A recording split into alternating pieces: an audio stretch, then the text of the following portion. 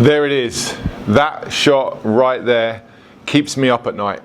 The pull draw, the ball that starts too straight and curves further away from the target, has been the Achilles heel in my game forever and still continues to plague me today, unless I practice a specific movement with the wrist, which I'm going to share with you today, which I think doesn't just help my game, it would help yours as well. So the reason that I'm prone to that particular miss is because I lose my wrist angles during impact. I start out with some shaft lean, which, as we all know, is desirable, but I fail to retain it oftentimes, allowing the club head to overtake my hands, almost in a flipping action, which closes the club face, starts the ball too straight, and then it curves away from the target to the left. This is a problem I've tried to work on for years and really drove me away from playing professional golf because I didn't really understand what the problem was. Back then, I was using a very different system for my golf game. Unfortunately, stack and tilt came along and saved the day. But I still have to practice these wrist angles every time I practice to ensure that I have a better control of my club face and ultimately better control of my shots. I'm going to show you today how you can see, measure and train for better wrist angles at impact. We want not only shaft lean at setup, we want to see that same shaft lean delivered at impact to allow you to fully compress the golf ball. So let me begin by hitting a few shots with the hackmotion wrist sensor on my trail wrist to see the loss of angle that I'm describing. The bend in the back of the wrist that we have at setup, which is desirable, is called trail wrist extension. Extension just means the wrist is moving in this condition. So trail wrist extension, and then trying to maintain that trail wrist extension at impact in a desirable swing to manage not only the contact but also the club face to help me hit the push draw, the ball that starts just slightly to the right of the target, curves back to the target. That's the one that I'm looking for every time I swing. I'm going to hit a few shots here with my normal swing, just trying to hit the ball without too much thought, and I'll highlight to you the wrist angles at setup and at impact and what's really going on.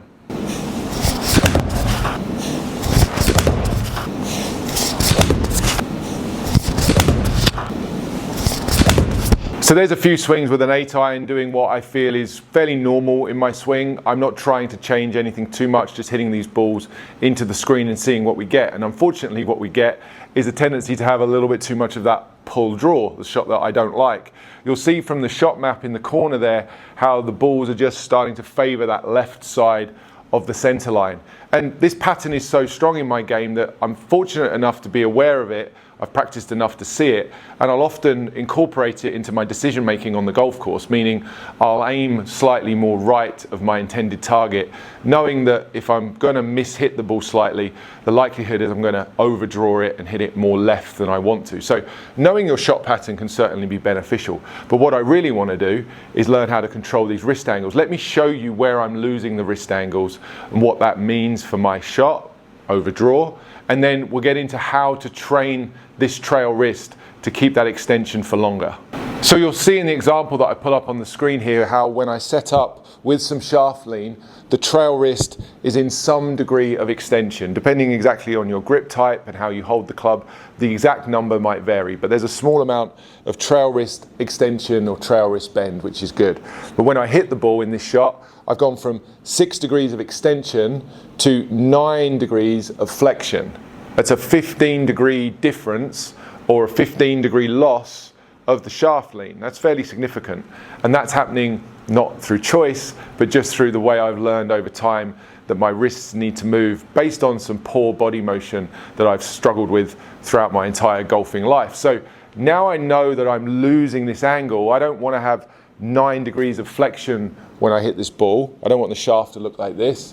I want the shaft to look more like this. Now, I can do drills and exercises to help build that in. Let me show you where you would start if this was your problem and you wanted to improve the shaft lean you have at impact and the quality and consistency of your contact. You'd start out trying to exaggerate or add more of the extension than you actually think you need. So not just trying to bring the club back in a conventional manner with some shaft lean, but actually trying to exaggerate and hold that angle for longer than you think you need to.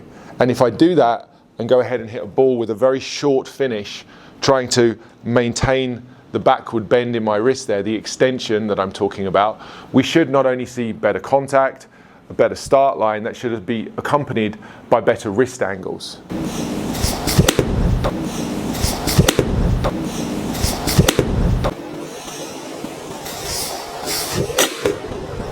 There's the shot, the holding of the finish, the holding of the wrist angles that I discussed. That's a lot like the hit hard, stop quick exercise that I've featured on the channel before, and one of my favorite drills, one that, as I say, I do more than any other. The ball flight there is much straighter, meaning I must have controlled the club face angle better by holding on to that trail wrist extension for longer. And if we take a look at the numbers, you'll see that I started with an identical amount of extension in my trail wrist, plus 6 degrees or 6 degrees of extension. And when I hit the ball that time, I had 19 degrees of extension.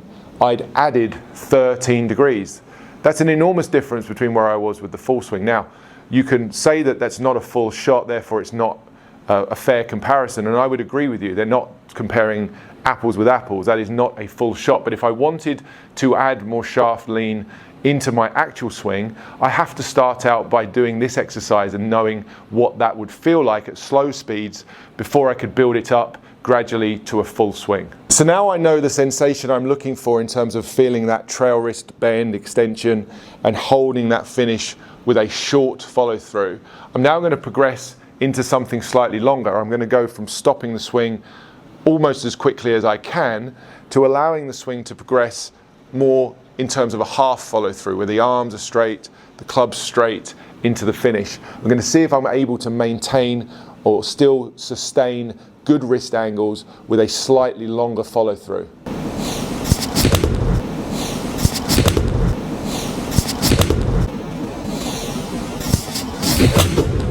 That's a much fuller, harder feeling swing. You'll see the distance there has gone up almost close to full distance. That's an 8 iron, 153 yards total. The original little chippy one I did, the really short follow through, went 126. So I'm getting up towards full distance, which is great. In terms of the wrist angles there, what did we have? Well, we had 10 degrees of extension at setup and 7 degrees of extension at impact. That's a tiny difference. That's essentially saying I was able to return almost the same amount of shaft lean at impact that I had at setup, and I'd be happy with that. And the numbers themselves specifically don't matter. It's the trend or the pattern. You see that the stable wrist angles that I was able to deliver there delivered a stable club face to the ball. I was able to predict where that club face was going to be at impact, project the ball very slightly to the right of the target as I desire, and allowing my natural draw shape there to draw the ball back to the target. That's a perfect 8 iron, all being said. The first shot I hit was an overdraw, losing the wrist angles, losing the extension and closing the club face. The second one, exaggerating the fact that I was holding the extension to really learn the feeling of the trail wrist bend that I want. That was a push, the club face was too open. And then the last one, a little bit of Goldilocks for you there. Perfect right in the middle, got the amount of extension just right by trying to hold my wrist angles and my arms for as straight as I can for as long as I can.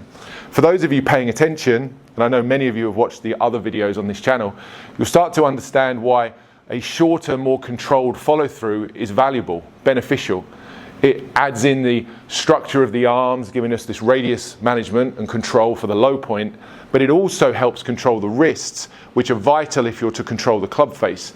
If you don't control the club face, you can't control where your ball goes. So think about where you finish your swing. Are you ever in control of where your swing finishes, or does your swing control where it wants to stop itself? Are you completely at the mercy of where this thing wants to stop in the follow through? If you are, then you're probably not controlling your wrist angles, and you could take a lesson there as far as understanding that controlling impact is as much about controlling where you finish as it is anything else. And one of the best training aids out on the market in terms of helping you to feel this shaft lean and achieve this trail wrist extension that you so desire is the Precision Impact Training Aid. It's a training aid I've featured on the channel before, and I love using this with students because it helps you to feel what you need to feel very, very quickly. One of the keys to improving, as I've said in previous videos, is feedback. You need to know what you're doing. So what I'm going to do here is show you, first of all, how this works, but also I'm going to wear the Precision Impact with the hackmotion. So I'm going to be getting measurable data on what the trail wrist is doing. We already have the data from the earlier shots when I was hitting normal shots with no training aid. And now we're going to take a look at what happens when I wear the training aid that is designed specifically to help increase that trail wrist extension at impact, help me reduce the flipping and increase the shaft lean so that I can get that compressed feeling on my golf shots. So I've added the precision impact device to my trail arm. For those of you who haven't seen this before, it fits on the side of the forearm and the back of the hand, and as you swing back, the device locks into place as your wrist bends into that extended condition.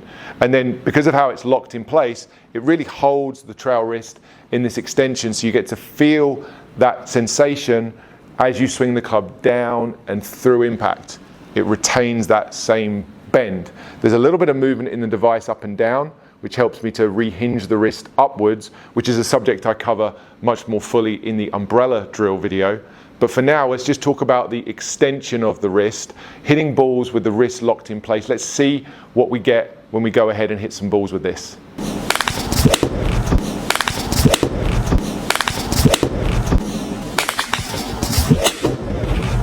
First one with the precision impact. This always feels so solid when I hit the shot with this, and it feels different mostly in the follow through, mostly in where I finished. That ball's finished on the line. It's gone 148 yards, so it's again pretty close to that full distance. I didn't try to stop the swing on that occasion. I tried to make what felt like a normal release, but because my wrist is held in place with this locked mechanism, that later or that delaying of the release of the wrist is enough to change the numbers on the hack motion, and it's enough to change the ball flight. So you'll see again there, the wrist started out in 13 degrees of extension, and when I hit the ball I had 9, almost the same again. That's pretty close to what I got when I was trying to force things with no training aid. Now, I've been doing this exercise for years, as I mentioned. This is something I practice still to this day, and you see from the first few shots I hit, I still don't get it right. I often make that mistake on the golf course, as I've said, missing the shots to the left. I'd love to get this out of my game. I practice this when I can, and I don't practice much anymore. But I have an ability to really feel what I need to do in the follow through because I've done this so often. The likelihood is if you try to add shaft lean to your swing right now without the understanding or the feelings of the sensations that you need to create, you'll probably struggle to do it. So if you are looking to improve this part of your game, taking hold and getting a training aid such as the precision impact training aid can really help to expedite that process, because it helps you to feel that sensation of shaft lean that you maybe never felt before. And if you can get that into your brain relatively quickly, then the entire process of improving your swing, improving your alignments at impact is going to be faster than if you just try to do it alone. If you do have one of these devices and you don't know exactly how to use it, or you've been struggling with how to put it into practice, start out using it in the way that I did the first exercise. So put it on your trail wrist, make the backswing and get the wrist locked into place, and then start with the exercise where you stop the swing just at the end of the mat. So you're still trying to hold and feel the trail wrist extension. It should be easier to do when you're wearing the device, because the device is helping to hold your wrist in the correct position. So that would be the start point for anyone who gets one of these. Don't go straight out and make full swings. Go ahead and build this up. Get the clicking in the backswing and then the holding of the extension just into the follow through.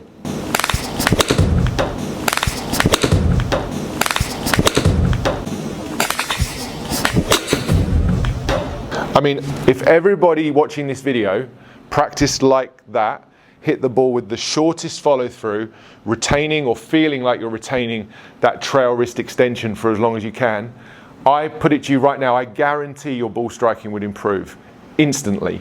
And I've managed to hit that ball 130 yards. That's 130 yards with an 8-iron. That's maybe 20% shorter than I currently hit my 8-iron, but I hit it perfectly solid off the middle of the club face. The ball flight was controlled. It's a push, draw. The club face was controlled. I'm not going to lose my ball. It's predictability. There's predictability about the delivery of the club and where that ball is going to fly. In terms of the numbers, again, you'll see how I started out with 14 degrees of shaft lean and I hit the ball with 23. There's that additional extension in the wrist that I was able to add at impact because of the help of this device. It's interesting to see the numbers being measured and the differences that's really going on here down at the wrist level when you're able to control the environment using a training aid and to get the feedback using the hackmotion. I've already mentioned to you countless times that if you want to improve, you need to have feedback. And the best way to get feedback is to use training aids, control the practice environment, use constraints. Devices such as the precision impact or hackmotion can really help to expedite the improvement process. I do appreciate and understand that these devices cost money and they may be out of your price range. And if that's the case, there's videos on this channel that will help you to try the same exercises and improve the same parts of the swing without any training aids at all. But if you are interested in learning more about either the precision impact wrist trainer or the hackmotion wrist sensor, I'm going to put links down in the description to both of these products. There's discount codes you can use that save you money at checkout, and they really are going to help you to improve your golf game much faster. And I can hear some of you saying, Rob, is this the same for the driver? Or before you go down in the comments and ask, is this the same for the driver? The answer is yes. This is the same for the driver. These wrist mechanics apply to all clubs. But if you'd like me to make a similar video showing you how this is the same for the driver, then do go down into the comments and let me know that you'd like to see that video. At the same time, I'd ask a huge favor from you. If you enjoyed the video today and you're enjoying the videos on the channel, please hit the like button on this video and please subscribe to the channel. More than 70% of you watching this channel aren't yet subscribed, and I really would value you hitting that subscribe button. I'll make you a deal. If you hit that subscribe button, I'll make that driver wrist video for you as well. And if the video piqued your interest in learning more about wrist conditions and shaft lean at impact, and you'd like to further your education on those topics, well, I'd point you towards these two videos. The first one would be the hit hard, stop quick exercise. Without doubt, the number one drill I use on my lesson tee every day to help golfers of all abilities improve arm structure, wrist conditions and shaft lean so you get a more consistent and repeatable impact. And if you're looking for something a little bit more advanced, then the umbrella drill helps you to take those alignments and move them into a full finish. This really was the drill that I was shown by Andy Plummer that completely transformed my golf game.